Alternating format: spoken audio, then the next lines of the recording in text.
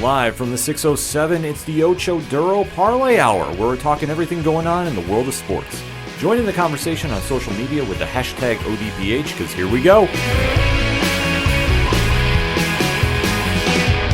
Instead of looking deep inside, every word I have to say, keep it simple.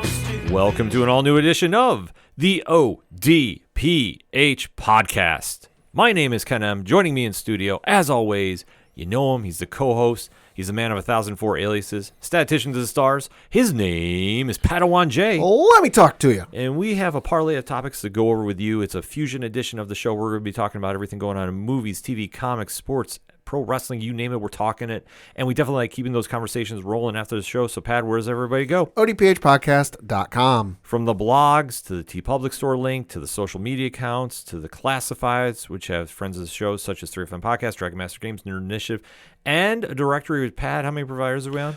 770,965. And your source? Trust me, bro. So wherever you listen to us on, first and foremost, thank you for checking us out. It means the absolute world. Leave us a review on your favorite podcatcher. I'm told it helps the algorithm, so who might argue? Last and certainly not least, we have a fantastic music section where you can go hear such bands as Brian Wolf and the Howlers, Second Suitor, Tom Jolu, Shadow of Robots, and Floodlands.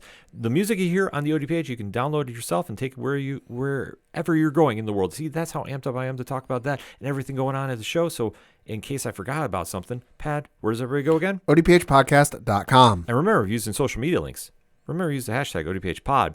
A lot of stuff to go over this week, but obviously, if you are familiar with the ODPH, it's the NFL Week 1 recap, and it's locks and leaps time. So, Pat, kick us off. Oh, baby. Going to start with my lock, and one of my locks I chose was the Washington Commanders to defeat the New York Giants because, well, duh. And the Washington Commanders did do so, winning by the final score of 21-6. Jaden Daniels, 19 of 30, 233 yards passing, 1 touchdown, no interceptions. Russell Wilson, well, he didn't cook. 17 of 37, 168 yards passing, no touchdowns or interceptions. Was also the leading rusher, 8 carries, 44 yards, no touchdowns.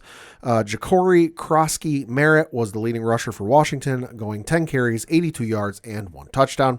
And stop me if you're surprised, Deebo Samuel, the number 1 receiver for Washington this week, 7 catches, 77 yards, no touchdowns. And for the Giants, it was, well, this also shouldn't be a surprise, Malik Neighbors going 5 catches, 71 yards, and 0 touchdowns.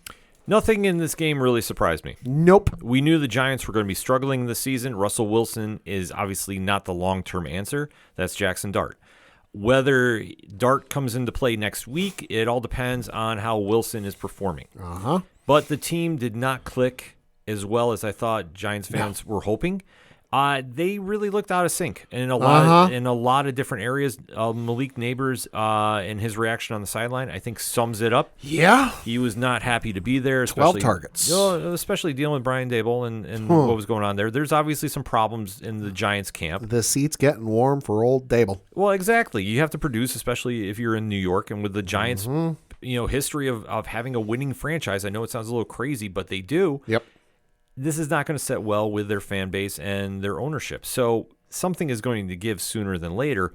I think if Dabo has a chance of keeping his job at the end of the season, he has to start Dart soon, and Dart has to pull off miracles. If they can get to 8-8 or 500 record, whatever it is these days, I forget about the extra week. Oh, yeah. If they can get to 500, I think that's a win. If they get playoffs, it's an even bonus, and Dabo keeps his job. I think anything less, he's going to get fired. Yeah, no, I mean, listen, Russell Wilson, as you said, isn't the answer. Some fans and some of the media down there might think he is just because, hey, he won a Super Bowl all those years ago. But let's not forget that Super Bowl was now 11 years ago. Yeah, exactly. He's a stopgap. He's a bridge to get to the next guy. Is Jackson Dart the guy? Yes. Maybe. Jury is still out. I've got to see a little bit more tape before I'm like, yeah, he's the guy you want to go with. Certainly not the performance you would like. I don't know if I would necessarily play him next week. I'm looking ahead at their schedule. They're playing Dallas in Dallas next week. So, I don't know. Maybe. Trial by fire, I guess. Can't hurt. But if I would say this, I think Russell will start if it starts repeating what happened with this game with the Commanders. I could see him coming in at some point during that game because, well, clearly it ain't working. But hey, for the Commanders, great first game for them. Not really too much to be worried about. Figured they would have put up a few more points, but hey, division game, those are always different than what you might expect from another team of the Giants caliber. And we will see what happens with the Commanders this upcoming Thursday because they're on a real short weekend. Boy, you want to talk about a great first game on Thursday Night Football. This is great. Them in Green Bay. Oh, baby. Well, I think Jalen Daniels answered a few questions. Yeah. Granted, it's against the Giants, which is a lesser team. Let's be honest about it. True. At this moment in time, they're not one of the top teams in the NFL. True. But Daniels answered a lot of questions of how he managed this offense. And I did think when you're bringing about Deebo Samuel was going to have a great game. Mm-hmm. I was surprised he did better than Terry McLaurin. Mm-hmm. I really was. But this goes to show about how Daniels is switching up looks for defenses. He looked very crisp. I think if a few other drop passes didn't happen, he'd have an even higher stat line. Right. But this is a solid win for a team that wants to really say last year wasn't a fluke. Right. And especially Daniels, who teams are waiting to see how he's going to pan out. Is he going to be a flash, of lightning, or is he going to fizzle? That's the whole question we have to ask. Mm-hmm. I think he's going to be fine. I really think he plays the game very composed, even though he is a highlight reel.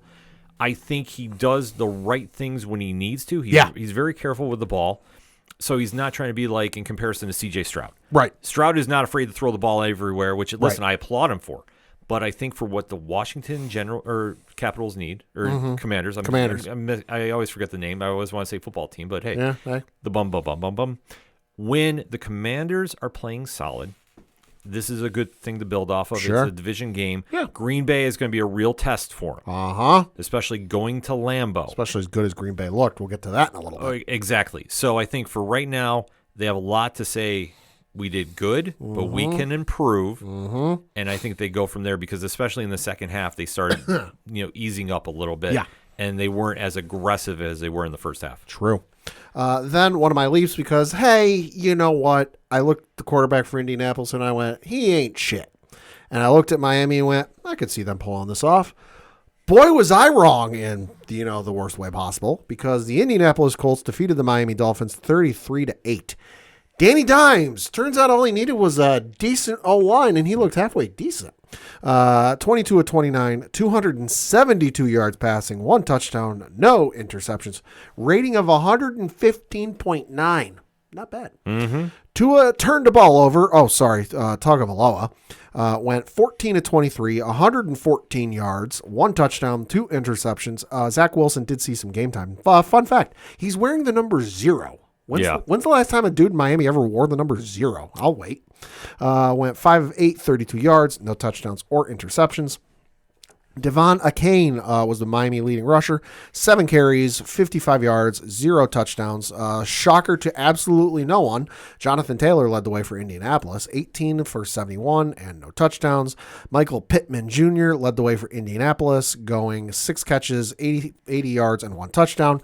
And Tyreek Hill was the leading receiver for Miami with 4 catches, 40 yards, and no touchdowns.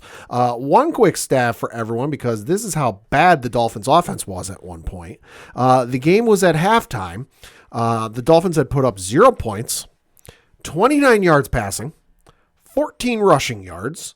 They'd turned the ball over twice, and Tua had been sacked 3 times. Oh, by the way, the score was 20 to nothing. So a few things I'm going to key in on for this. Okay.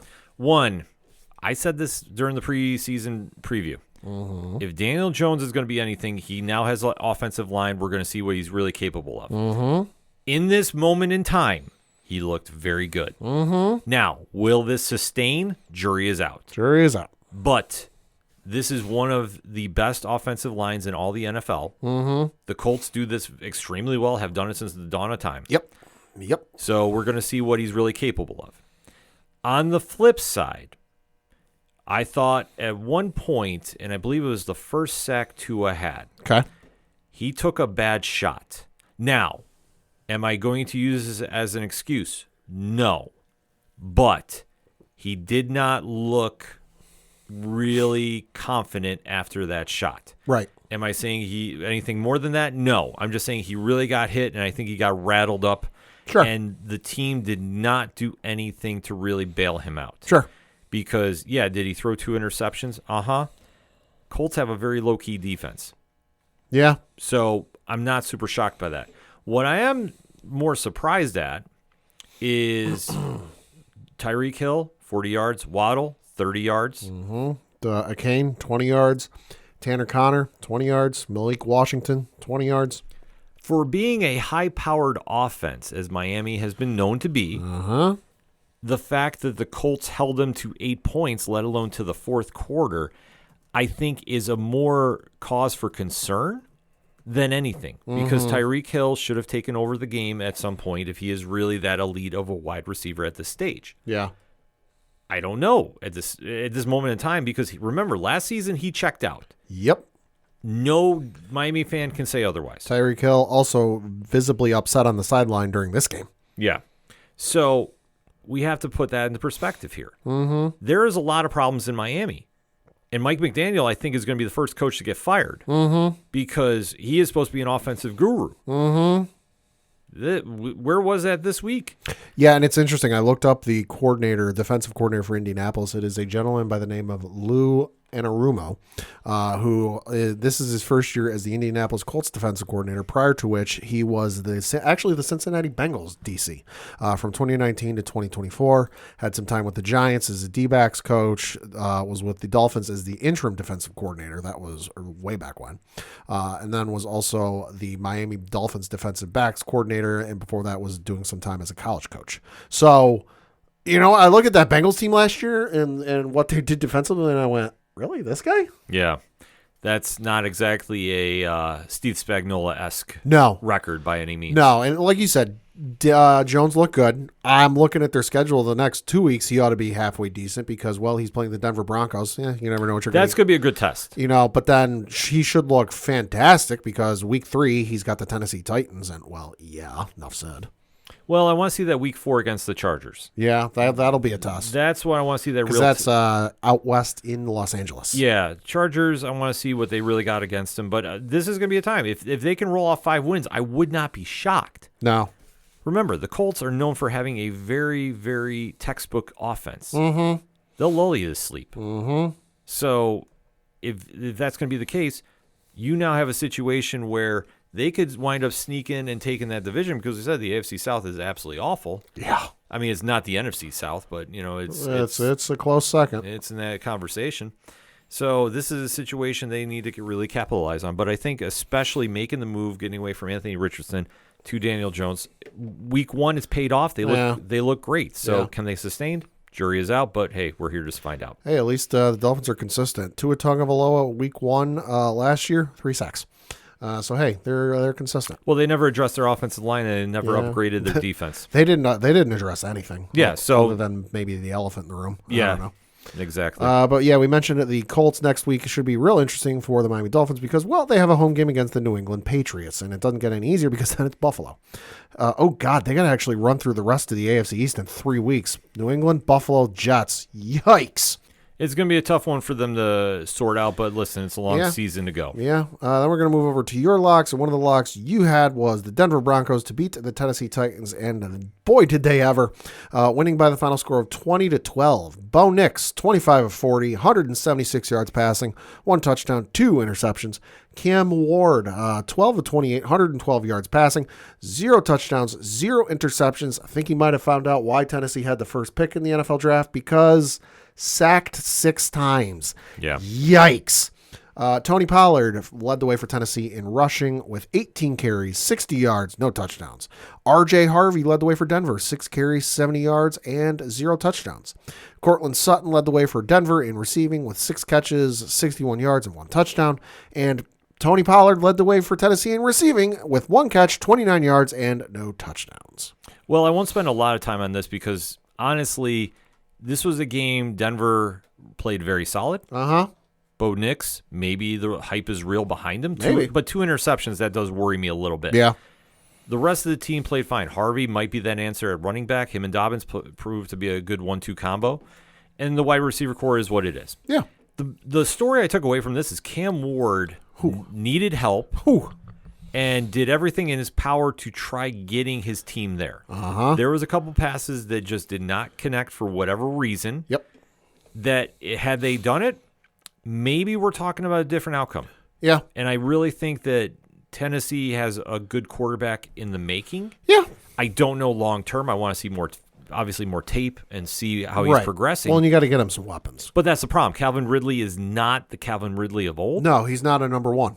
No, I mean, he has flashes of being a number one. 4 catches, 27 yards, no touchdowns on 8 targets. Yes, but the rest of that wide receiver core doesn't scare me. Nope. So unless they can get him some help or some upgrades at the offensive line, this is going to be the story of his first year.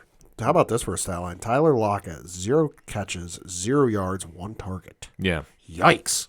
Well, it's a situation that they have to start finding their offense and really developing something. I mean, Tennessee's offense has always been the running game. Yeah. Tony Pollard, I'm sorry. I'm not seeing, that takeover running back that we've seen with, when Eddie George was there or even, when Derrick Henry was there. Yep. Like I say, Chris Johnson. Yeah, I mean, they used to have really dominant running games that would just eat time off the clock and they just absolutely just wear defenses down. Yeah. I'm not seeing that right now. No. So they're going to need to try sorting it out quick if they're going to try salvaging the season. But it is what it is. We know when they had the number 1 pick, they're probably going to have somewhere in the top 5 again if they look like this stuff. Usually. For Denver, it'll be interesting next week. They're on the road playing the Indianapolis Colts. And then for the Tennessee Titans, they will be at home playing the Los Angeles Rams. So, boy, have fun if you're watching that game. Yeah. Then for your leap, you chose the Chicago Bears to beat the Minnesota Vikings, which, well, they almost did until Minnesota decided to remember, oh, right, we're Minnesota. Minnesota won by the final score of 27-24. J.J. McCarthy, 13-20, 143 yards passing, 2 touchdowns, 1 interception. Not bad for his rookie debut. Let's forget, he's still a rookie. Yep. Caleb Williams, 21-35, 210 yards passing, 1 touchdown and no interceptions. Caleb Williams, also the leading rusher for Chicago, 6 carries, 58 yards, 1 touchdown. Jordan Mason led the way for Minnesota in rushing, 15 carries, 68 yards, 0 touchdowns. Aaron Jones Sr. led the way for Minnesota in receiving with 3 catches, 44 yards, 1 touchdown. Justin Jefferson, right there, 4 catches, 44 yards, 1 touchdown. I think Aaron Jones Sr. is listed first because he had a higher average. And then for Chicago, it was DJ Moore, 3 catches, 68 yards, and no touchdowns. Well, this is a story of 2 halves. The Bears looked very solid in that beginning half. Especially, picking off J.J. McCarthy for an INT. But that offense, it still needs to gel for the Bears. Caleb Williams looked good. He did not look the worst. But the rest of that team, I think they just need some time to work in the system. Right. But they had this game and they let it slip. J.J. McCarthy looked good in that second half. He did the little things that he needed to do. Yep. And especially, he started forcing the offense down the field, which the Bears, I think, I hate saying it, but I think they put him on cruise control at one point. So the fact that the Vikings stole this one, that's a huge morale booster for that team and something to build off for, especially with a young quarterback like McCarthy, who we don't know what we're going to get out of him. No, you don't, because let's remember. I'm looking up if he played anything in the preseason thus far, because I honestly have no idea. I don't believe so. But let's not forget, this is his first serious game action since he was in college, and that's the fact of listen, it's like we say for UFC, it's like we say for boxing, it's like we say for anything. You can practice all you want from sun up till sundown. It makes a difference when you're actually in the game time. Yeah. So we're going to have to kind of wait to see how everybody's going to pan out from here. But I think for the Bears, there's still a lot of upside to be had. Yeah. I thought they looked okay for the most part. They looked great for the first, 3 quarters. Well, that's the whole thing with the new team, and especially with Johnson trying to instill that Lions offense into this team. He does have the weapons. Is he going to pull this off? Yeah, I think so by the time it's all said and done. But it's division. We always know week 1, that's always a crapshoot. Yeah. So we'll have to see how they kind of bounce back from this. Jury is still out, though. Yeah, we'll see. So for these next couple of weeks with the 2 teams, or, the next game, for the folks in Minnesota, you have got the Atlanta Falcons at home this upcoming Sunday. That'll be Sunday night. That'll be Sunday Night Football. So, boy, that might not be the most watched game of the week. And then for the Chicago Bears, this one will be good. They are on the road playing the Detroit Lions. So that'll be a hell of a game. That could be something. I would. Let's just say this. I would take the over in this game. You're not wrong. We'll just put it out there like that. You ain't wrong. Then we got to take a look at some of the rest of the games from around the league. And, of course, you had the one that opened the whole show. And, boy, you want to talk about an opener. You had the Philadelphia Eagles defeat the Dallas Cowboys 24-20. Well, this game obviously had a very bad incident to kicking things off with. Yeah, 6 seconds in. Yeah, Jalen Carter got ejected for spitting, and I know it's been back and forth about him and Dak Prescott. Listen, rivalries will get people motivated. I thought Carter, though, very bad time to do that. That was just idiotic, and he deserved biggest to get game of the kicked out. year other than the Super Bowl. Well, he deserved to get kicked out. You have the eyes of the sports world watching you because you're the first game, and you do something stupid like that. Yeah, you deserve it. So, and he owned it, and yeah, he has to be better about it. Though I will say this, I know it's division, but Dallas had opportunities to take this game, and I thought had some catches gone their way, they would have stole this one. Sure. I don't think Philly looked as great as we've seen them, even though I thought Jalen Hurts had a great stat line, 19 for 23 with 152, and on the ground ran in 2 touchdowns, 62 yards. So, he looked good there. Yep. But I will say for a team that just lost Micah Parsons and wanted to address the run game, I thought that they held their own for the most part against Philly. And I thought that for a Dallas team that we weren't really sure how they're going to play, they played okay. Yeah. But unfortunately, like we touched upon, the catches that were dropped, and I know CeeDee Lamb missed a game or drive staining possible for the win. Yeah. That's a crushing one. So for them, they got some work to do. This is not exactly, as I would say, as bad of a loss as it is. I know it's rivalry, but still. But for Philly, look, they did not look like the world champions that we all thought they were. So I'm not saying they've come back down to earth, but they've got some work to do going against Kansas City next week. No, they do. And in case you're wondering why it was such a bad idea for Jalen Carter to spit, other than the obvious, well, according to the folks over at NBC, this game averaged 31.9 million viewers. Yep. This was before the delay, that had the whole weather thing. The audience peaked at 34.3 million viewers and is the second most simul-streamed NBC NFL game ever, topping the 3 prior NBC Super Bowls. The only thing that beat it, the Rams Bengals Super Bowl from a couple years ago. So, a few people watching. Yeah, I would say so. Yeah.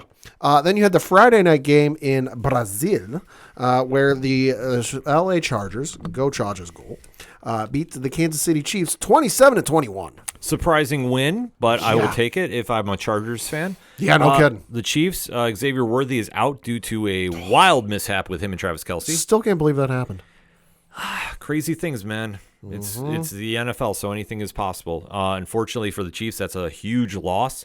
Yeah. So they're going to have to rebound. But the Chiefs, as we alluded to, are not the Chiefs of old, per se. Maybe teams are catching on to them. The Chargers, I think, saw enough of them that Harbaugh and company now have a game plan for him. And listen, Herbert shined against Mahomes.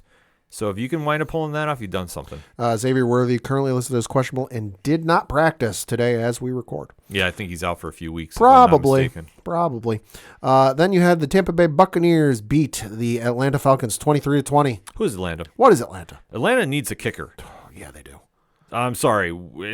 This is what cost them the game, and especially this was a very winnable game for a team that, let's face it, is not known to really make a run at this stage, even though they're the fantasy football darlings. Yeah, no kidding. Because everybody's recommended you taking Bijan Robinson and you take Drake London. 24. Yeah. Drake London, 8 for 55. Yes, but if you're in a PPR league, yeah, that's great. Yeah, but their kicker, I'm sorry. Which is odd because I looked it up. I wasn't sure if it was the same guy, Young Ho Koi.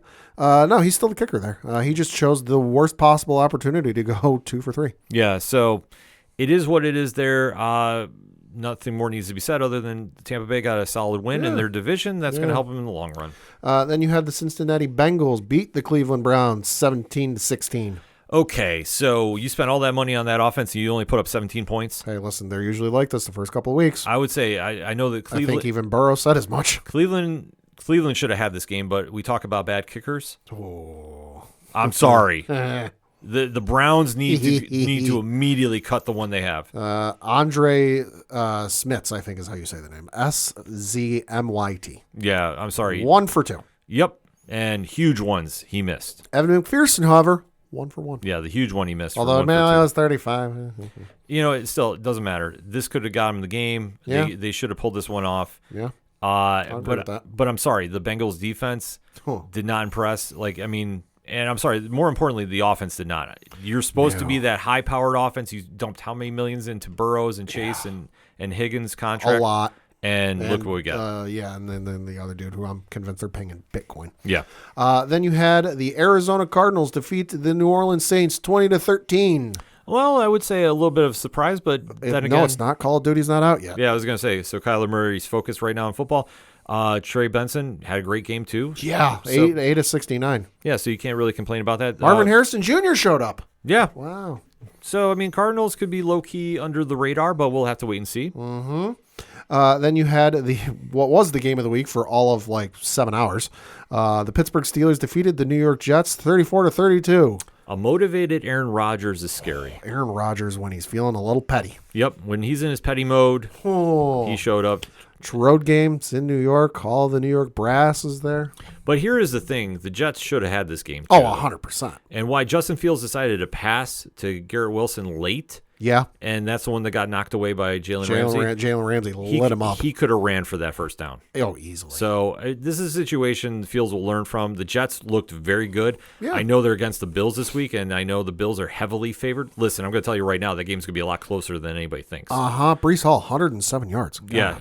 Well, he's bounced back from that ACL injury, which I know people were worried about the split carries. He's looking fine right now, so 100%. I won't worry about that too much. Then you had the Jacksonville Jaguars defeat the Carolina Panthers 26-10. Well, this new Jaguar offense looked very, very good. In case you're curious, Travis Hunter did play both sides of the ball. Yeah, which we knew they were going to try doing. Yeah. So Jacksonville, solid win for them, and we'll have to see if they could sustain this. But Attain Jr., the hell of a game, 143 yards. But he's healthy. True. That's why. True. Then you had the San Francisco 49ers defeat the Seattle Seahawks 17-13. Well, we talk about teams that are healthy. Well, let's talk about a team that is not. Brock Purdy could be out for a while. We know George Kittle is out indefinitely. Well, he's on IR, so he's out at least a month. Yeah. So huge losses for the 49ers in the win. So according to Kyle Shanahan, and this is per Dave Lombardi of sfstandard.com, Coach Kyle Shanahan said Purdy, toe, left shoulder, won't practice Wednesday. Vic Tafur of The Athletic. Shanahan added that Purdy is, quote, a long shot to place Sunday at New Orleans. And then, as you alluded to, Kittle on IR because of his hamstring. So he is out at least a month. Yeah, so this is a crushing loss for the 49ers. Who is their backup? Oh, God bless America. Well, they ain't got much to go to because if Brock Purdy can't go, their third string is Curtis Rourke, and he's listed as out. Mac Jones is their backup. Mm-hmm. Oh, boy.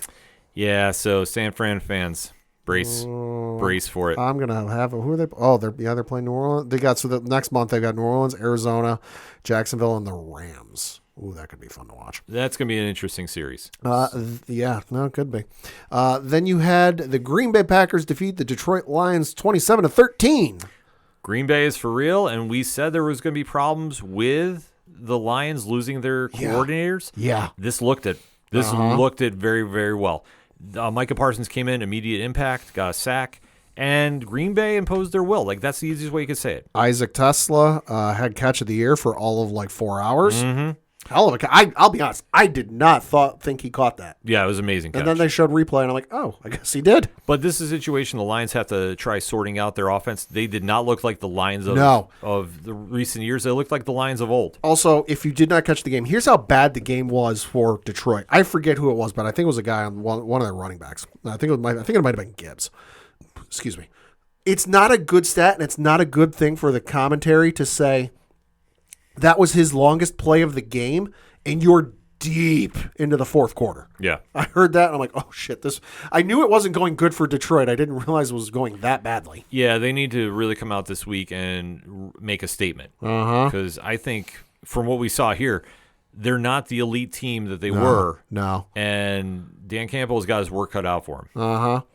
Then you had the LA Rams defeat the Houston Texans 14-9. Well, Stafford looked good. Yeah. So they held on when they needed to. Hell of a shot. What was it? Puka Nacua took? Oh, Yeah. my God. Yeah, he took a brutal one. Oof. But the Rams, we knew they're gonna scrap. Yeah. That's the easy way. I mean, Houston, we talk about C.J. Stroud. Stafford showing some flashes. Teams he needs to really work on mixing up his looks because teams are starting to really understand what he's doing. Chubb looked good for them, though. Chubb looked good. Yeah, which is good to see him come back from all those injuries. Yeah. Then we got to talk our two teams, and my New England Patriots lost to the Las Vegas Raiders 20-13.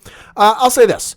Good Lord. Drake may look good. Couple of misplays, but hey, you know what? New offense, that's understandable.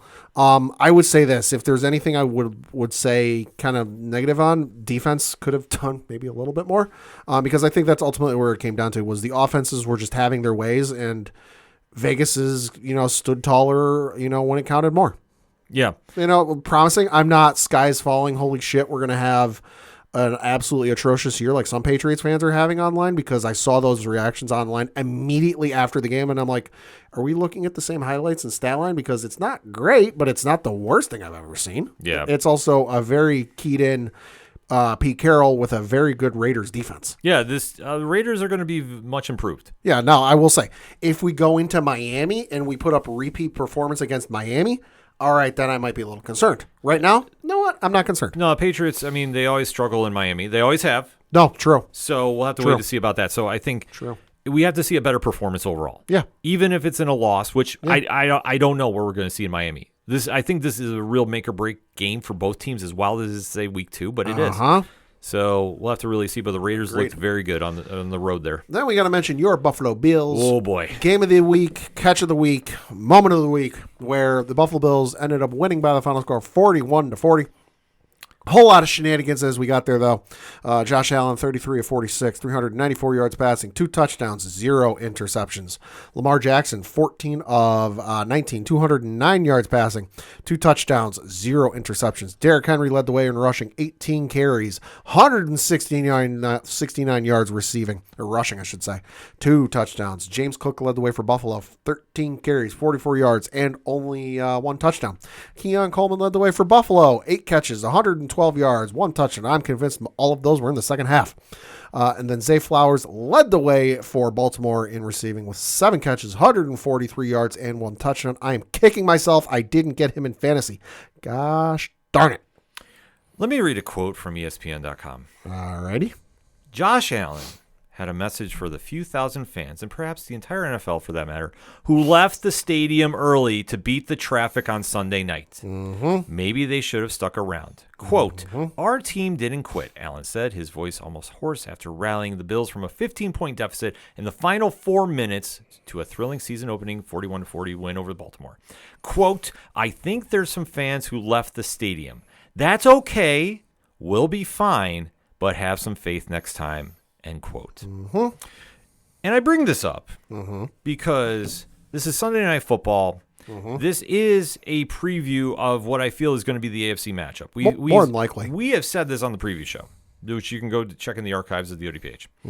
That it's probably either going to be Baltimore or Buffalo that goes to the Super Bowl this year. Yep. And this was a true test for both teams. And the big takeaways are for Baltimore, this is a heartbreaking loss, but this is one that I don't want to use this word because it's not correct. But let's just say collapse in the fourth quarter.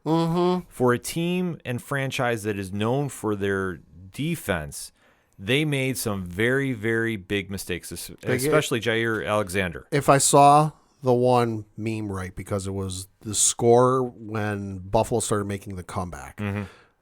Baltimore gave up, I believe it was 15 or 16 points unanswered. Yeah.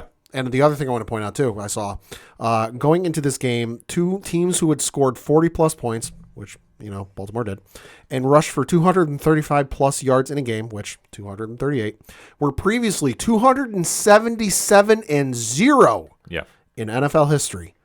Now it's 277-1. Well, the thing was that when you have an MVP caliber quarterback and the reigning MVP in Josh Allen, you should still have a shot no matter how your team is. Yeah. The Bills' defense struggled in the second and third quarters badly, and especially making extremely bad calls on the defensive schemes. Yeah. One play in particular was Tyler Rapp, Yes. their safety. Yes. Ran in on a blitz, and he was about 20 yards back, Yep. which led Zay Flowers to burn everybody to get his touchdown. Yep. And my question to you, Pat, is why the hell are you calling a blitz of your safety that far back? Mm-hmm. For what reason? Was he going to get to Lamar in time? Hell no. No. Hell no. And you're expecting him to stop Derrick Henry Yeah, good luck. by himself. Derrick Henry, who, no disrespect No. to the Bills defense. Not taking any. Derrick Henry was making the Bills defense look like wet tissue paper. Yeah. For most of that game. That I'm sitting there watching this game going, if Baltimore just runs the ball every damn play and mixes in a couple of passes, they've got this in the bag because they could not stop Derrick Henry. I think at one point he was averaging 12 and a half yards a carry. Mm-hmm. He finished with 9.4, but still he was running the ball effortlessly, and Buffalo could not stop him if they were motivated to. Oh, completely. That's the whole point. Their run defense, they still have struggles with. Mm-hmm. But the schemes that McDermott and company were calling were not working. No. And this is something that came back to haunt them in that third quarter, even though the Bills were still scrapping. That was one thing. Remember, at the end of the second half, they still were trying to get in field goal range. Yeah. And they did with 1 second left, and the Ravens ran off the field. Still, the Bills were scrapping. Yeah. So when you have a team that is not quitting, that is going to make it tough for you to win, especially when you have MVP, all-pro candidates on the other side of the ball. Mm-hmm. So was the tipping point is 7 minutes and 16 seconds left, ironically the Buffalo area code. Mm-hmm. This is when the Bills locked in. And granted, they got a very, very lucky gift in Derrick Henry fumbling the football. Yeah, that ain't going to happen often in a season. No, absolutely not. And the Bills did what all good teams do, take advantage of those turnovers. Have to, because he ain't going to do it again. Exactly. So this is where Josh Allen took over. He started tearing apart that defense. And Alexander, their new signee as cornerback, played awful. And bad penalties on top of that. Yeah. So this all led to Matt Prater, who I will still say is a better kicker than Tyler Bass, nailing the game-winning kick. So I know you got some in Bills Mafia feeling in their feels with that one. Yeah, well, I'll just put it out there. I made a post on our social media, on our check it. You know, still up. It's still up on TikTok. He's also not wrong. Yeah, and I said, I'm a Patriots fan. He ain't wrong. No, I said cut Tyler Bass and the Fairweather fans and take Collinsworth with you, because have faith in Josh Allen. Collinsworth, good Lord. Well, the amount of back and forth he did on commentary, in my opinion, no, you're right, was atrocious. You're right. And the flip flopping, I'm sorry, it was unhearable. The only thing missing was a Patrick Mahomes reference. Oh, I was expecting more players could get thrown in. I know, but it was a situation that you guys, the commentating was flipping, in my opinion, back and forth. The Bills Mafia, which I'm sorry, we're one of the most loyal fan bases there. Oh yeah, left with 2 scores left. You never leave. Yes, and that's what I said. Never leave early. If you made that choice to leave, that's on you. But if Josh Allen, the quarterback of the Bills, is calling you out, I think it's fair if any other fan calls you out too. Yeah. And listen, I'm sorry, if you're leaving and your team is down by 2 scores, my question to you, Pad, is if the roles were reversed and the Bills were up, would they have left? No. Or what if the game, as somebody pointed out on our TikTok, if the game was 3 points, would somebody have still left? No. So, I'm sorry. We call it out when Miami does it. I'm calling it out when the Bills did it. And I know some of the excuses that came out there, to each other their own. Yeah. I'm not responding to them because I'm just like, I don't agree with it, because you know the situation if you're going to a game. Nor should you. I mean, I was at a college hockey game during my college days where the university I was going to, I don't know why, I don't know who scheduled it, but they did. They were playing Team USA, but it wasn't Team USA like that goes to the Olympics. I think it was like the under 20 team, or the 17-year-olds or whatever it was. So this was college kids against high school kids. Mm-hmm. And the university I went to handedly beat the pants off this team, because I think the university I went to ended up winning the game by like 20 or something to nothing. It was an exhibition game. It counted for absolutely nothing other than exposure for those kids, that Team USA team, if there were any college scouts in the audience. I don't know if there were. I could have easily have left that game because, this is a laugh, or this is exhibition, whatever else. I stuck around to the end. Well, that's the whole point, especially if you're paying that high-priced NFL ticket money to go. Yeah. Like, listen, whatever you want to do with your business is your business. But fair enough. But if Josh Allen is calling it out, I think other fans were upset about this too. Oh, it's 100% fair if your star quarterback's calling you out. Yeah, so that's why I say Brady would have done the same damn thing when he was in New England. Oh, absolutely. I think any team would have. Yeah. Because why are you quitting on us? We're not quitting on you. And especially with how much Josh Allen loves the city of Buffalo. Yep. I have to side with him, and that's what I say. Like, I in the words of Conor McGregor, I apologize for absolutely nothing. So, Bills fans, listen, if you get the chance to go again, plan accordingly and stay for the game. Except that one guy. Yep. That one guy ain't going back. That's for sure. No, that was it. You know, listen, I will say this. To wrap this up, I side with Lamar Jackson 1,000% on this. F around and find out. Yep. Because you should never cross that line. And if you do, listen, I would have no problem if he went in the stands and did something. Yeah. To defend himself. Don't recommend it. I don't recommend it. I'm not. Hey, if he did, I get it. Well, listen, I'm just sorry. Fans should not have that right to go and physically assault players. You pay just because you pay for a ticket to get to the game doesn't mean you're paying a ticket to be an asshole. Exactly. That being said, a lot of stories going on in the NFL. Hit us up on the hashtag ODPH pod. Week 1 of the NFL is in the books. Let us know how your team did and what you're looking forward to in week 2. We're going to discuss this after we get back from break, so we'll be right back. Do you like comic books? What about movies and TV shows? Well, we may be the show for you. We're Hops Geek News, a weekly podcast that discusses comics, movies, and TV shows while featuring a beer of the week. Every week, we chat about what we messed up on the week before, and then we dive into what we're reading and watching, as well as some news. We then wrap it up with a geek-themed topic of the week.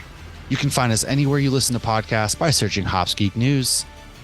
Cheers. The content you are listening to is part of the Nerd Initiative Podcast Network. For more info about the home of pop culture positivity, be sure to check out nerdinitiative.com. Coming back for another segment on this edition of the ODPH podcast, and it's time to recap DC Studios' Peacemaker and their latest episode, which definitely had some fans talking as we now have a little more pieces to the puzzle of what is going on with John Cena's title character as he's now dabbling into the world of multiverses.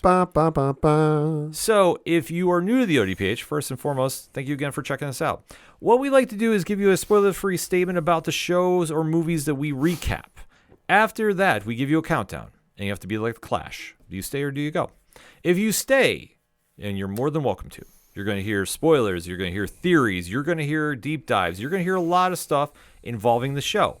But if you haven't seen the show yet and you need to pause because you want anything ruined, fully understand, Pad puts this timestamp in the liner notes where you can jump in and catch up after you watch the episode. So that's what I always say, download the podcast and then catch up when you got time to do it. And then boom, you don't have anything ruined for you. So that said, Pad, let us talk about episode 3 of season 2 of DC Studios' Peacemaker, entitled Another Rick Up My Sleeve. Great episode. I like how they're doing the little bit of slow burn, but they're masking it with all of the action sequences and the mystery and the intrigue that's going on from week to week. Starting to put a few pieces together. I know there's a popular prevailing theory as to what the heck is going on here. I'm sure we'll get to that in a little bit. But for this episode, I really enjoyed it.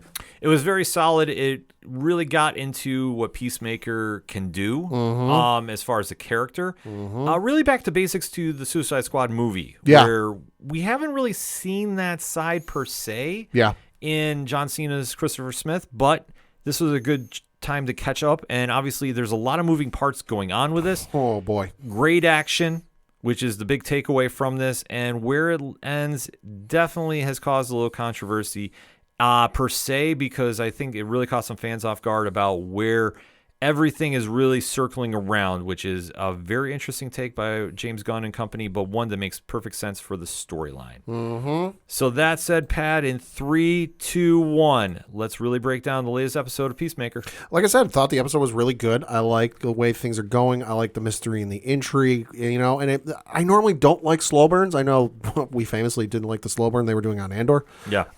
Most notably of all that I can think of off the top of my head. But I like what they're doing with this because it's a slow burn, but it's a slow burn in just kind of like the background, what is going on.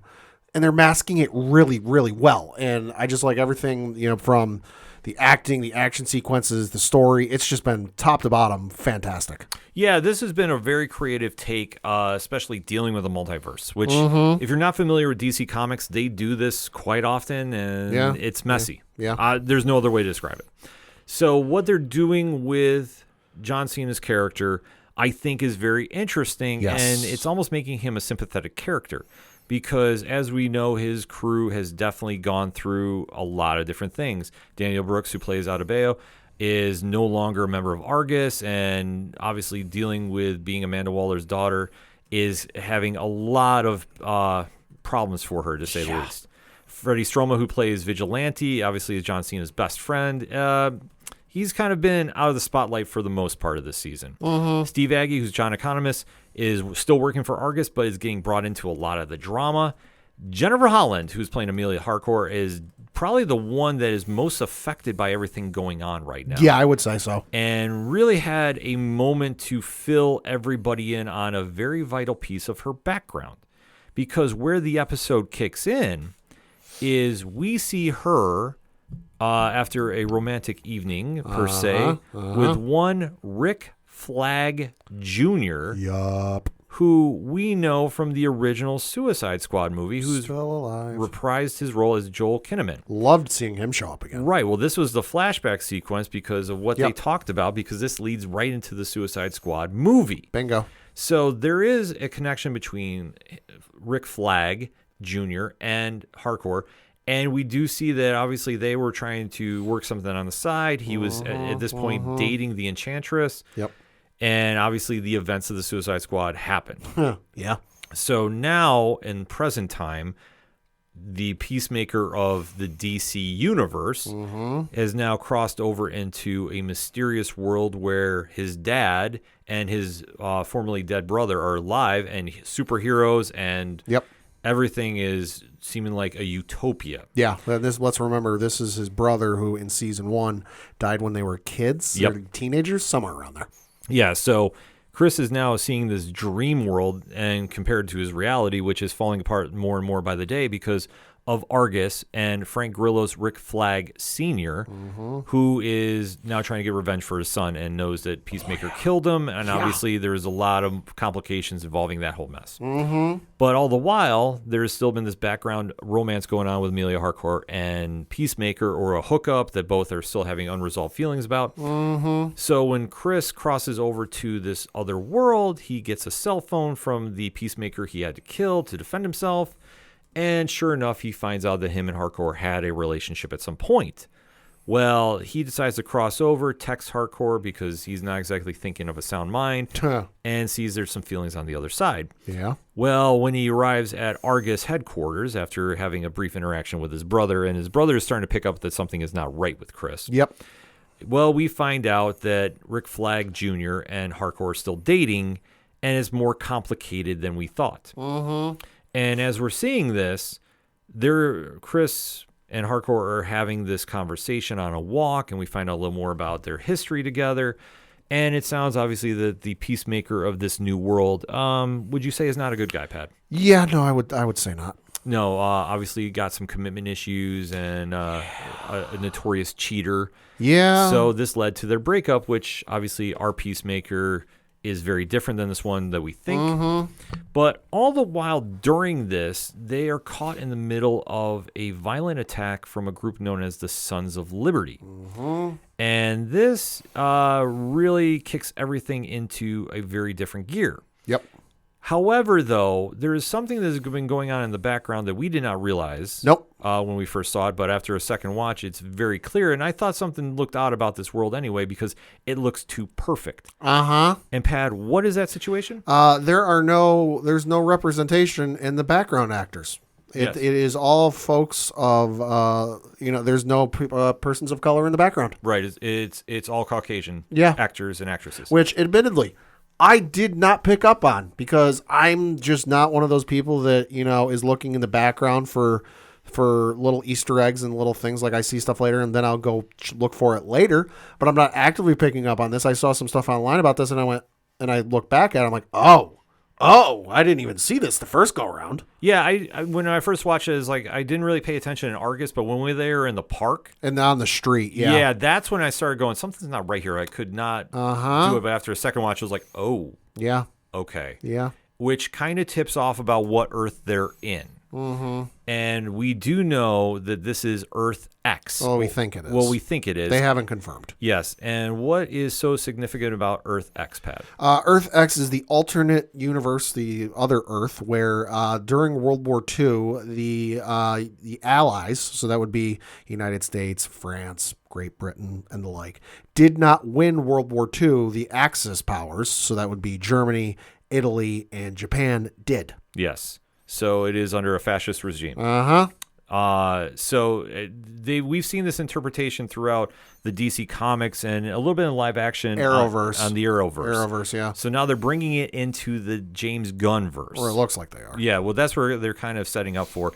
And knowing the history involving Peacemaker's father. Yeah. And how he's now a celebrated hero. Yeah, you look at his. That was kind of one thing. Once I saw this theory presented, and they brought up his father, and especially you think back to season 1, how he played the character in season 1, and just hated everything, hated like top to bottom everything, even hated his own son. Yeah, Robert Patrick definitely was scary in this role. Yeah, and then you look at how he plays him in season 2, night and day difference. Yes, so.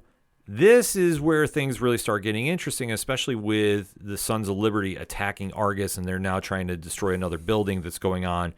And this is where we see Peacemaker take up a heroic stance. Because he does have one of his helmets. Yep. But granted, he's riding around in street clothes. Yeah. He's in a 70s-esque outfit. Yeah. He has a peace cycle.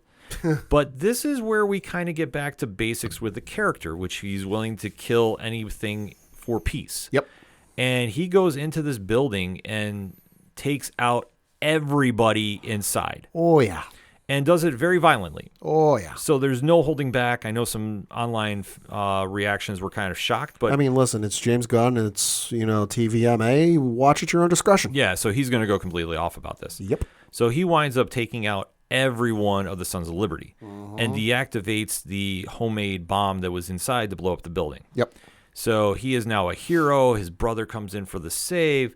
We see hardcore of this universe come and give him a big hug. And it just seems like there's more going on here that we know about. And then after having such a deep conversation with his brother after the fact, yeah, Chris decides to come back to the regular universe.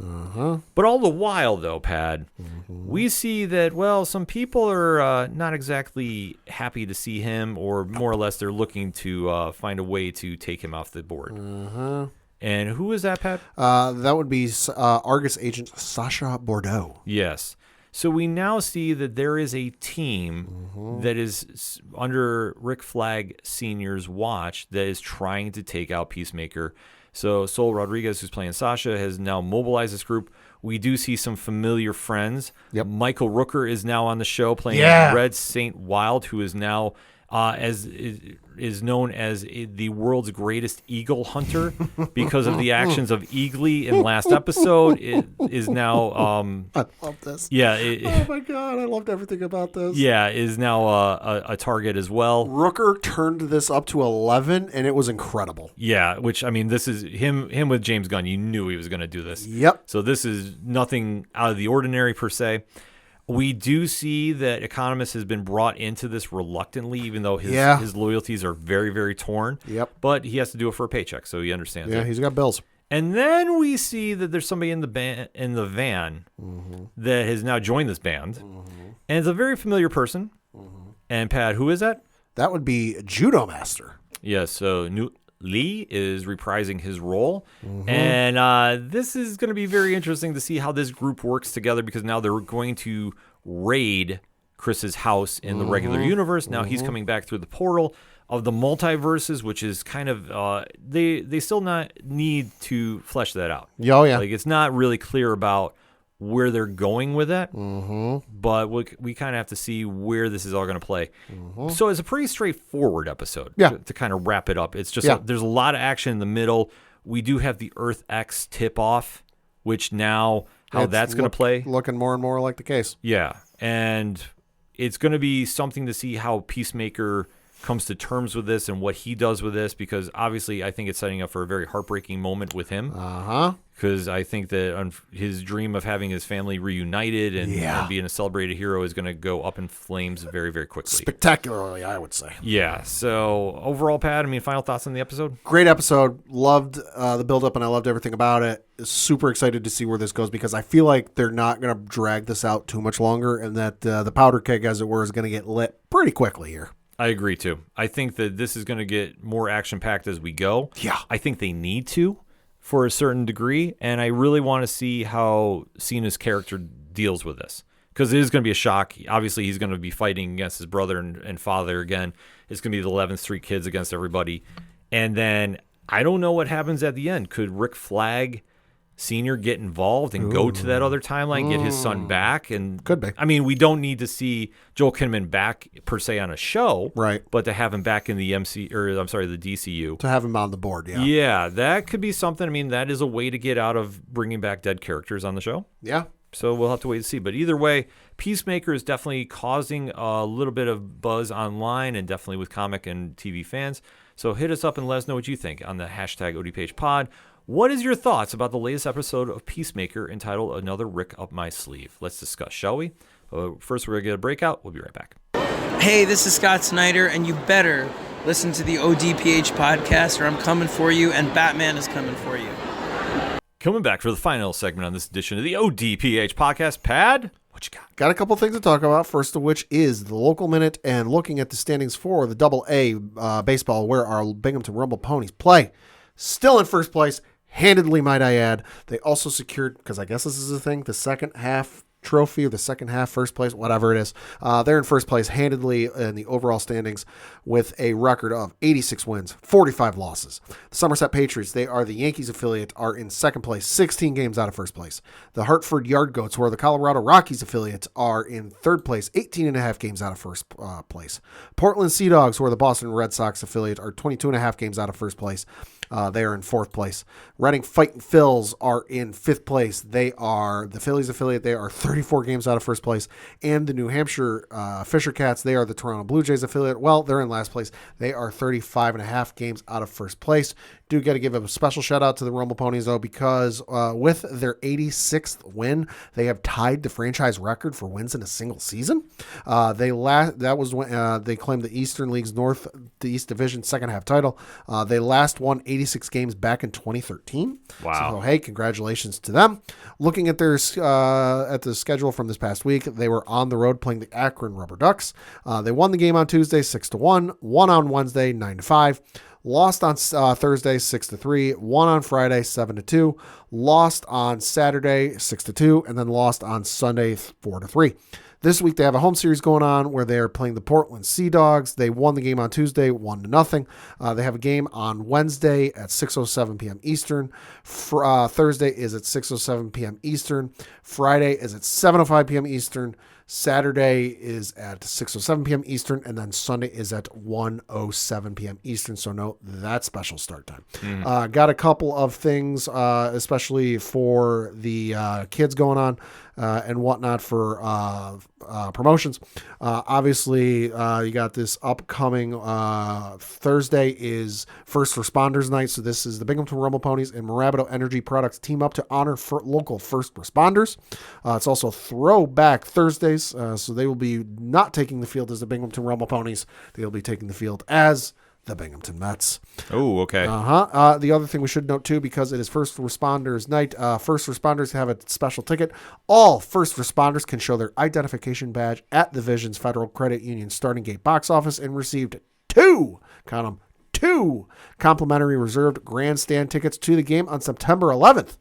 The game on Friday is a fireworks series. They got pop star themed fireworks. So this says, don't miss the Miller Auto Team fireworks series featuring the music of a special pop star who comes from Reading, Pennsylvania. I wonder who that could be. Hint, hint, wink, wink, nudge, nudge. It's also Women in Sports Night, so the Binghamton Rumble Ponies will celebrate all women and girls working in sports. Saturday is Binghamton Creatures Bobblehead. So this will be the first 1,000 fans through the gates of Mirabito Stadium will receive a complimentary Creatures bobblehead mocked off the Binghamton Rumble Ponies alternate identity creature from 2024. If you're not familiar, this was the jersey they donned last year that was in homage to Rod Serling in the Twilight Zone. Yep. Of course, Rod Serling from our area. So they'll be doing a bobblehead giveaway of that. And then obviously Sunday, Kids Eat Free Sunday. So every kid 12 and under will receive a ticket voucher good for 1 hot dog and 1 regular soda. It's also Kids Club Sunday and then a Senior Sunday. So all fans 60 and older can take advantage of discounted reserved grandstand ticket prices and stroll the warning tracks for the first 30 minutes. Gates are open, which, hey, if the weather is anything like it has been the last couple of days, that'll be a wonderful walk. Yes. So for more tickets, information, all that good stuff, bingrp.com.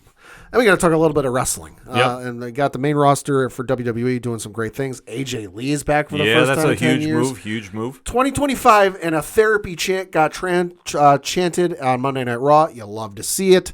Excited to see where they go with her. But we got to talk NXT. Yes. Because holy hell, they're loading up their card for TV next week, which airs on the CW here in the States and Netflix internationally. Because here's your card for NXT on Tuesday next week. The Grayson Waller effect will take place with guests Oba Femi and Ricky Saints, because, of course, they have their matchup. Yep, they got their problems. You've got the NXT North American Championship being defended by your champ, my champ, the champ, all ego Ethan Page. Yes. Defending his belt against Tyler Breeze. Yes, this was wild to see Tyler come back, but I was super excited. He's always been... Listen, he's an NXT legend. Yep. Main roster, maybe not so much, but NXT, he was doing big things. Absolutely. Then you got the WWE Women's Tag Team Championships will be defended. So you got Alexa Bliss and Charlotte Flair going up against Tatum Paxley and Izzy Dame. That's going to be a fun match. I think people are kind of sleeping on that one. That's going to be a really good match. Yeah.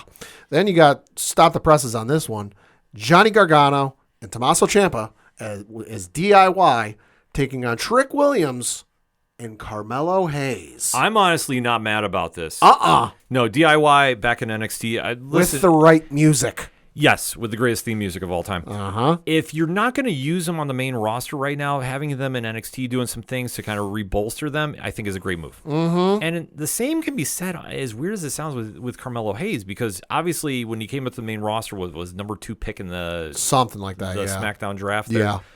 They really haven't done a lot with him. I'm still holding out hope he is John Cena's last opponent. Maybe. Because I think Cena will probably put somebody out on the way out the door. So to see him reunite with Trick and their history, that's going to be a little fun match to see, and doesn't have to involve any titles, so we're good. So you know what? I'm perfectly fine with this. I would not doubt that we see a Mike Santana interference or somebody from TNA. Could be. Because they got to start building up for Bound for Glory. Could be.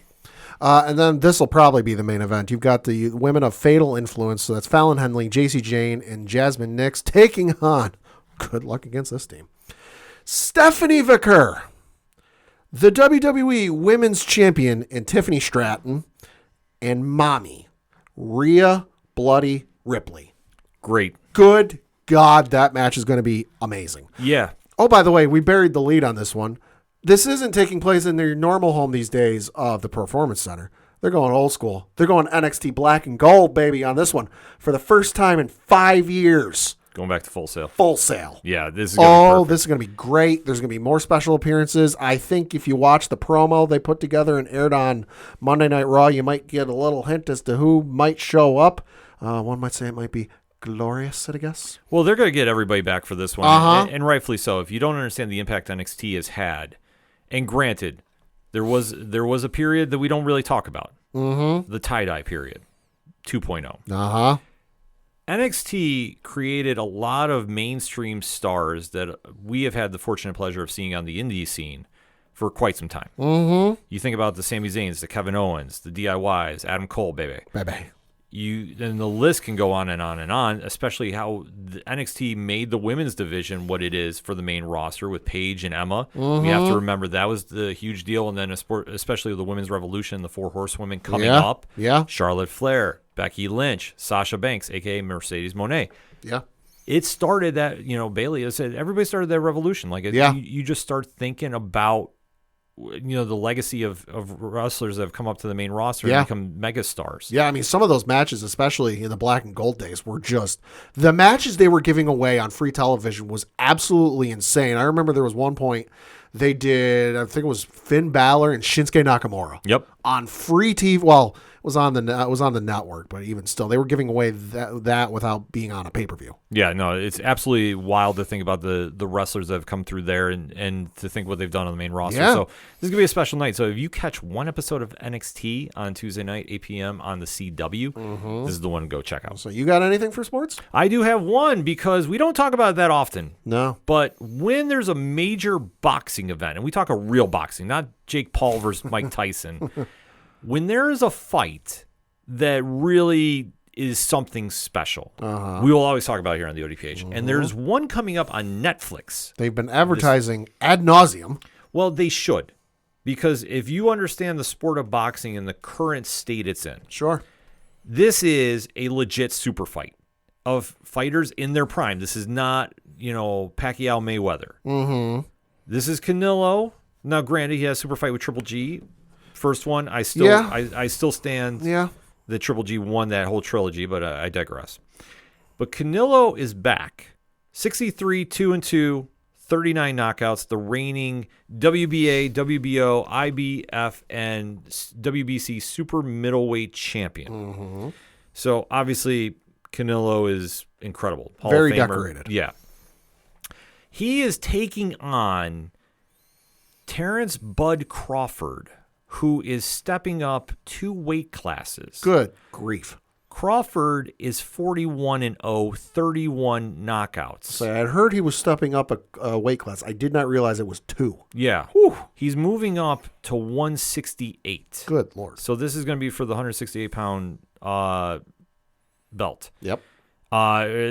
Granted, I just saw on ESPN, there's a ring that's like $100,000 that's also involved in this. This is, it's crazy. Thing better be under lock and key. Yeah, if you go check it out. Thing's going to get stolen like Brady's jersey did that one time. Yeah, this is absolutely wild. But what they're doing is on Netflix, so they're putting the fight on there for Netflix, Right. so it's not even so if pay-per-view. so if you got Netflix, you can watch. And Netflix, I will say this, they test run with Tyson and Paul. Yeah. Stream worked. I mean, it crashed a little bit, A few times. but I think they have it figured out. I like the crew they had for it. Yeah, no, it's definitely exciting. Good crew. And I think that they understand what is going on with this. I mean, it is a very loaded undercard too. Yeah. But where this is going to go, like I say, it's kicking off this Saturday, September 13th. Yep.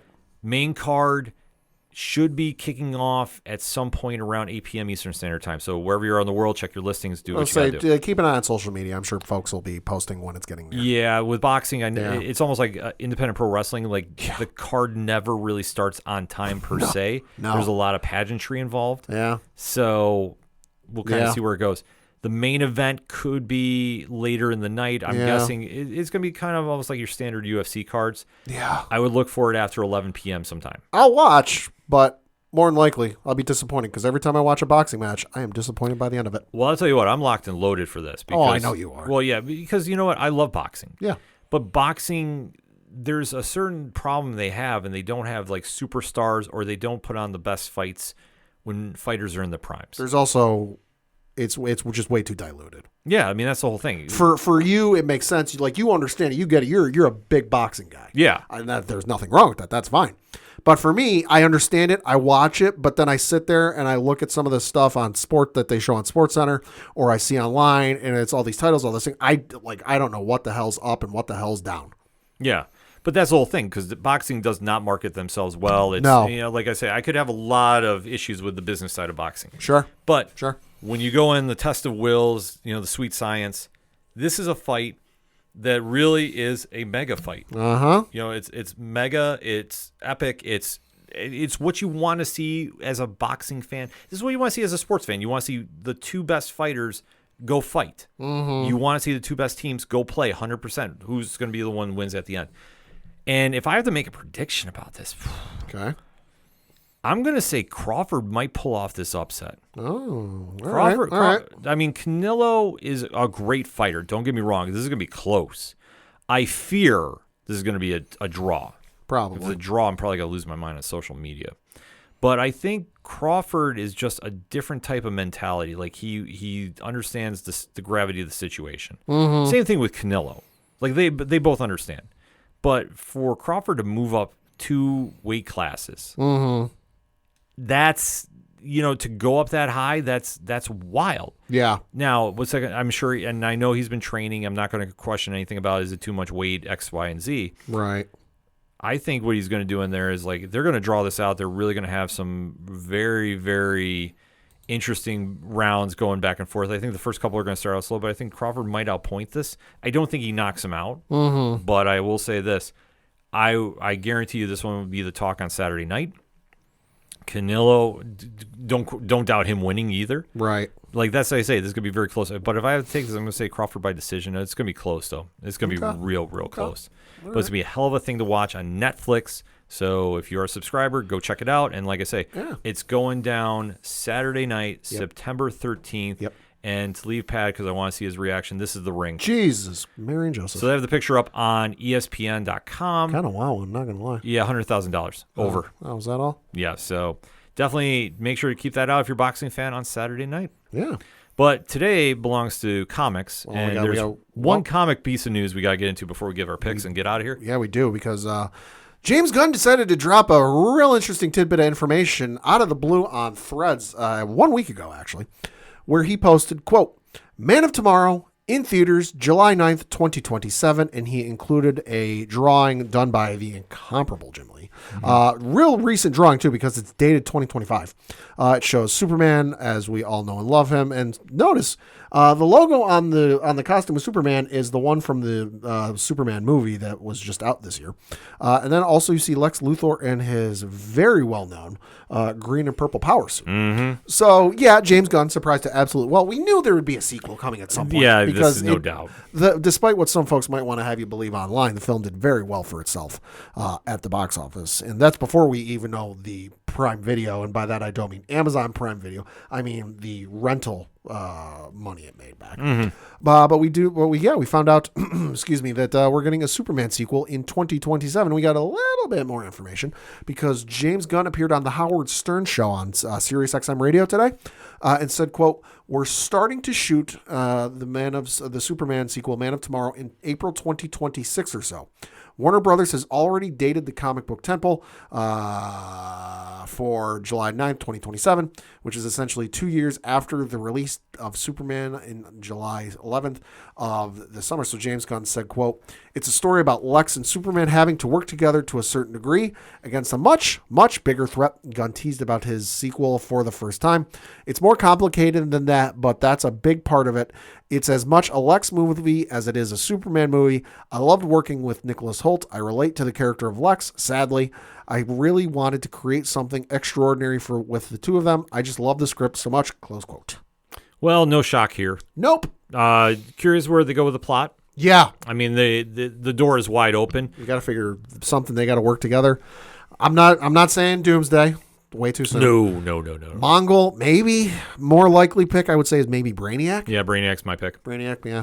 Brainiac makes the most sense. Yeah. Especially they just did a storyline where Lex and Superman had to work together. In the comics, it was the House of Brainiac. Oh, yeah. So I wouldn't doubt that. Yeah. But speaking of comics, that's why you should always go to your shops and go pick them up. So, Pat, that being said, closes out. What are you picking up this week? Picking up 5 things at the comic shop. First of which is from the folks at Dynamite Comics. It's Gargoyles Demona, issue number 3.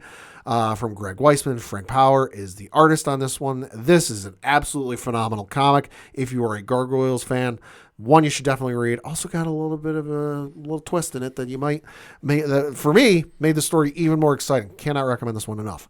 From the folks over at Dark Horse, you've got Star Wars Tales from the Nightlands, issue number 1 by Kevin Scott. Sue Lee is the artist and colorist on this one.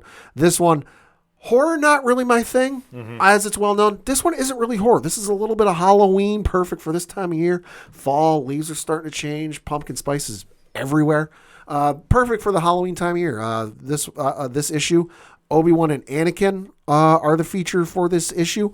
Based off of the preview at the end of the comic, not going to be the feature for the next issue. We'll see where it goes, but I'm interested to see where this goes. This has got some potential, and this to me I think would make for a real fun animated series if they were doing that kind of thing. Nah, never say never. Never say never. Then from the folks over at Marvel, you've got Ultimate Spider-Man Incursion issue number 4 of 5. So this is the penultimate issue. This is from Dennis Camp and Cody Ziegler. This one is absolutely phenomenal because it builds up things nicely, and then you get to the end and you go, oh boy. I got 3 names for you: Magic, Colossus, and Omega Red. Let's go. It's getting nuts. It's getting crazy. And of course, as we all know with this new Ultimates universe, the Maker's coming back here sooner rather than later. December. And methinks the Catalyst is coming real soon. So we will see. I mean, it definitely could happen. I'm not putting that out of the question. Then you've got Star Wars Jedi Knights issue number 7 from Mark Guggenheim. Yes, that Mark Guggenheim. And then Madabek Muzabekov is the artist. This one is phenomenal. You got Mace Windu, Ayla Sakura are the feature on this. Each are the 2 Jedi featured in this issue. This, honest to God, feels like a story that could have been in the Clone Wars at some point, and would have been phenomenal to see it animated at some point. Although I get the series takes place before Phantom Menace, so whatever. It would have been awesome to see them animate this. Yeah. Lastly, certainly not leastly, Captain America issue number 3 from Chip Zdarsky. Captain America goes face to face and meets Doctor Doom. There's action in it. The action is tremendous, but let's face it, you ain't here to see the 2 of them throw a fist. It's a nice bonus. The awesome thing with this is the back and forth they have in this issue, because boy, it is a differing opinion of ideals. Yes. And it is absolutely tremendous, and I cannot wait to see where they go with this, because I love the time period they're in with this relatively unexplored time period with Cap. Not a spoiler. We already know this. This is taking place when Cap woke up from his little bit of an icy slumber, but before he joined the Avengers. So this is a really interesting time period, and I love what Chip is doing with this run. Yeah, Chip does amazing stuff. So like I say, he's known to take some really interesting takes on this, so no shock here. I had a big list, so I am going to kind of do a rapid fire style. Okay. So first and foremost on my list, Absolute Batman number 12. So Scott Snyder, Nick Dragotta. This is still showing about Bane being the abomination in the Absolute Batman universe. He has really, really done some bad things. Okay. And he continues to try breaking Batman in every single way, shape, and form. We find out what he has done to his friends, as in Ozzy, Edward, and Harvey. Oh, good heavens. So this is kind of a big deal. Definitely go check it out at the comic shops. Like, everything going on with Absolute Batman's been on point. I see. I saw Scott's been teasing Absolute Joker. And yes. I cannot wait to see what that looks like. I did love the fan online who proposed the idea of making him the most normal human being in existence, and I kind of love that idea. There's the take that we've kind of seen glimpses a little bit now. So, but I believe that if we should be seeing that character sometime. I think they teased an issue with him and Jacques doing it, so I can't remember exact dates on it at this moment, but definitely keep an eye out for that. We will definitely be talking about it here on the show. Another one from DC Comics, and this is one that I was surprised to hear about, but I'm very happily surprised. Okay. So Tom Taylor and Danielle Di Nicolo are getting back together. Now, they were on a book called Seven Secrets for Boom Studios, and this is a creator-owned book at DC Comics. Oh, really? So Children of the Round Table. Court. Yep, Court. Okay. It's an all-ages book, and it's kind of tying in about the King Arthur mythology. So I like the artwork. The artwork's really nice. Yeah. Daniel, he's done some things with the Massiverse, so I'm familiar there. So definitely an interesting book. Like I was saying, like for retelling, it's all ages, so I think that is kind of a cool thing to see. Also, DC Comics, The Green Lantern Corps number 8. Now, this continues on the Starbreaker Supremacy storyline going on, where emotion is now gone from the universe. A lot of action happening in this one, so if you like the crossover that's been going on, this is right up the alley. Ends on a very interesting note, so see where that all kind of plays into. Action Comics 1090. This is the Superboy era, so this is right after he's been discovered by Metropolis, and obviously trouble is finding him back in Smallville. Hard to believe we're almost at Action Comics 1100. Yeah. Good grief. It feels like 1,000 was just yesterday. Yeah, it's crazy. Well, we just cleared 1100 with Detective. Oh, wow. Yeah, we didn't get a chance to do the show that week, but yeah, we just cleared 1100 there. 1101 is due soon, so yeah, you got to remember, those books are all right around each other for Legacy, so it's wild to see, but awesome to see too. Speaking of Batman, Because, hey, we can never talk enough about Batman here. True. Batman Dark Patterns number 10. I will go on record, and I've said this on blogs. I've said this on shows. I will say this probably until issue 12 hits. This is the best Batman book on the shelves. Oh, really? Hands down. Okay. Hands down. And this is including Absolute Batman. I love Absolute Batman. But for my money, Dark Patterns has been the coolest and most intriguing Bat story on record. Okay. So it's Dan Waters, Hayden Sherman. Sherman just won the Eisner with Yes. Kelly Thompson for Absolute Wonder Woman. Yes. So what they have done here, this has been like a year 1, year 2 era. Batman is still learning to become a detective. They have done really grotesque and horrible cases in Gotham. Okay. And each one ends, like, there are only 3 parts cases. So 1, 2, 3 is one case. Okay. 4, 5, 6, one case. Makes sense. So they've just started the final case for now called Children of the Fire. Okay. So this is part 1. And this is kind of tying in the other cases to one. And it's involving a arsonist in Gotham. Okay. Now, one you might know, but as the story goes on, they have thrown in so many amazing curveballs. And the artwork by Hayden Sherman and Triona Farrell has been absolutely mind-blowing. Like the panels, like everything about this book is just freaking cool. Right. So this is, like, honestly, this has been, I am more excited about reading this than I think any other Bat book saying out right now. And that is saying a lot because I do love a lot Batman stuff, right, in the current timeline. So this is one that definitely has got my attention. I think it should have yours. I know it's wrapping up, but I am hoping they do another season of this at some point. Keeping it Batman and Robin number 25.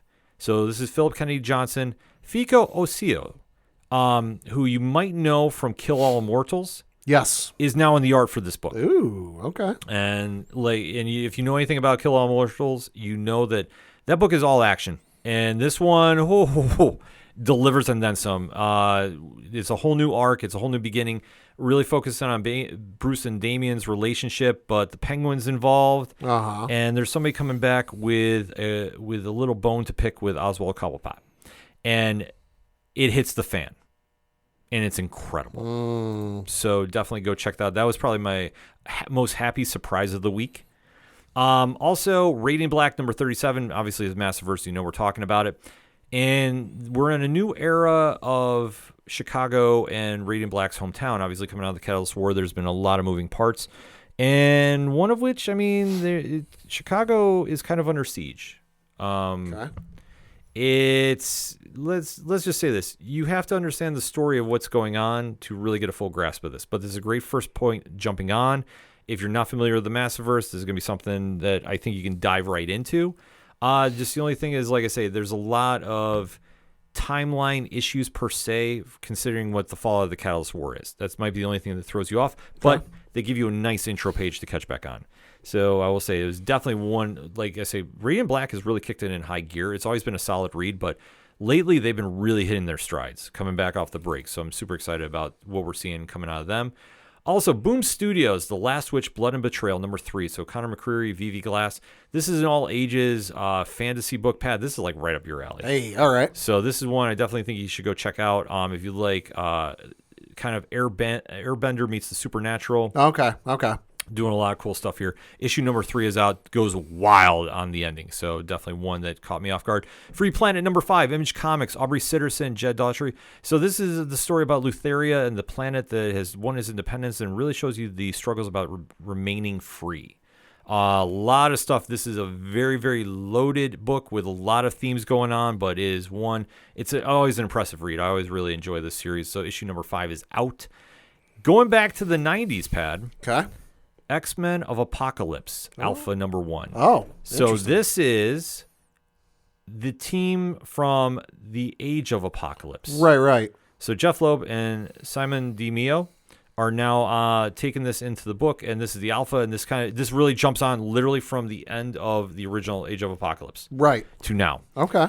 Very cool book. Like the 90s kid in me just completely wilded out when I saw this, and I was impressed. I was like, damn. And it really, like, if you read that 90s era run, the original run, took you right back. And they hit all the emotional parts, too. I was like, damn, this is an amazing issue. Really loved it. Marvel Comics, so definitely check that out.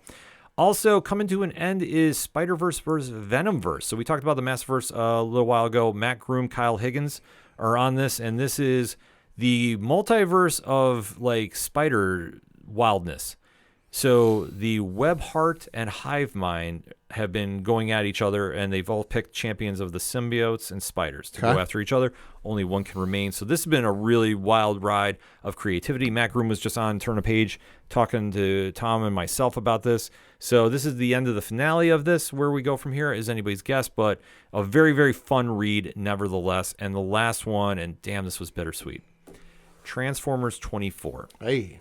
This is the last issue from Daniel Warren Johnson. Oh, okay. So next issue, I want to stress, next issue is Robert Kirkman, Dan Mora. So it's in good hands. Yep. Nothing wrong with this. But damn it, this ending absolutely floored me. This is a 10. Like I always, like, go click on the review if you want to get the whole detail. Right. This is a 10. This might be my issue of the year. Like, it is in that conversation. They end his run on such a high note, and it is incredible. So obviously it's Daniel Warren Johnson, Jorge Corona, Mike Spicer, Russ Wooden, like I say, Skybound Entertainment, Image Comics. This is the issue to go pick up this week. And this is a stacked week of books too, by the way. But for my money, this was absolutely incredible. I can't sing the praises of this enough. It's bittersweet though, because Daniel Warren Johnson, this has been a staple of my go-tos since it debuted. Mm-hmm. So now that it's coming to an end, I'm excited to see what the new team is doing, but damn, this is bittersweet because this was such a phenomenal read. And if you want to know about more books you need to go check out, well, Nerd Initiative is the place you got to go. I think we tallied up between the website and written over 50 reviews. Sheesh. We're somewhere in that conversation. That's nuts. Yeah, so between the YouTube shorts and the written reviews on the site, nobody is doing New Comic Book Day, quite like the home of pop culture positivity. Go click on the links at odphpodcast.com because that's where you got to go anyway after the show. Go check out all the reviews. Hit us up on the social medias. Let us know what you're picking up. Let us know about the books that we reviewed. We definitely want to have those conversations. A lot of great stuff out this week. Wish I had more time, but that'd be a whole other podcast episode. We'll save that for next week. So that being said, that's it for this week. So for the one only Padawan J. Fuck the Astros. I'm your host, Ken. Thank you as always for listening to the ODPH podcast. See you next time.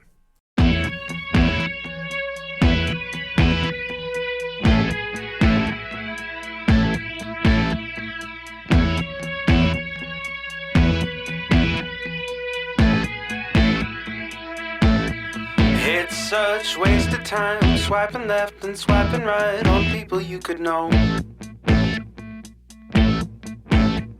'Cause anyone who's worth a damn be worth way more than a picture could ever show. You could find the right light, find the right angle, and never find your soul. And it can feel like a losing battle, and this plot is full of holes.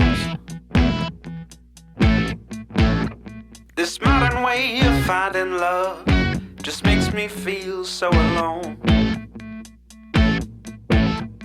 And I can't be the only one sick of staring at my phone.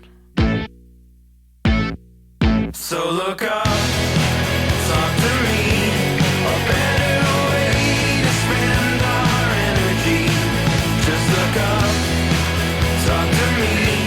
We don't have to float alone on the open sea. Don't know that I believe in the old time fable. Everyone has just one true love. All I know is you're across this table, and you're all I'm thinking of. So look up, talk to me, a better way to spend our energy. Just look up, talk to me. We don't have to float alone on the open sea.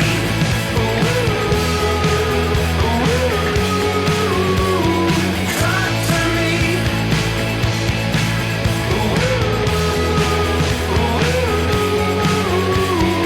Talk to me. swiping left and swiping right on people you could know.